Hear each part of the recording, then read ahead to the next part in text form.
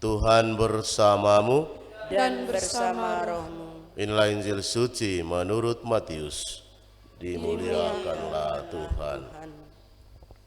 Setelah Yesus menceritakan perumpamaan tentang seorang penabur, murid-murid bertanya kepadanya, "Mengapa engkau mengajar mereka dengan perumpamaan?"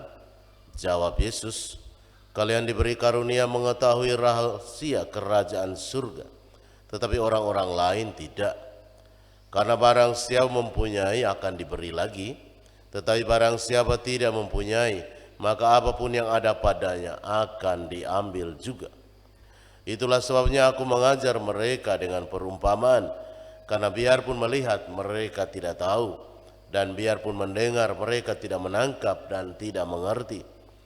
Maka pada mereka genaplah nubuat Yesaya yang berbunyi, kalian akan mendengar dan mendengar lagi, namun tidak mengerti. Kalian akan melihat dan melihat lagi, namun tidak menanggap. Sebab hati bangsa ini telah menebal dan matanya melekat tertutup, agar jangan mereka melihat dengan matanya dan mendengar dengan telinganya dan mengerti dengan hatinya, lalu berbalik sehingga kusembuhkan. Akan tetapi berbahagialah mata kalian sebab melihat, berbahagialah telinga kalian sebab mendengar.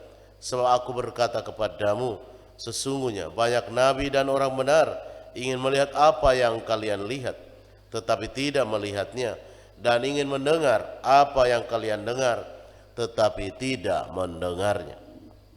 Demikianlah sabda Tuhan.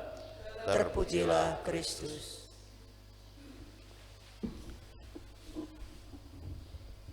Para suster, Bapak Ibu, saudara-saudari umat beriman yang terkasih dalam Kristus. Orang pada umumnya tidak akan mendengarkan atau tidak bisa mendengarkan ketika digolongkan sebagai orang-orang yang tuli. Atau orang tidak bisa melihat sesuatu karena digolongkan sebagai orang-orang yang buta. Demikian juga kadang-kadang orang tidak bisa turut merasakan penderitaan orang lain karena tergolong sebagai orang-orang yang hatinya sudah membatu.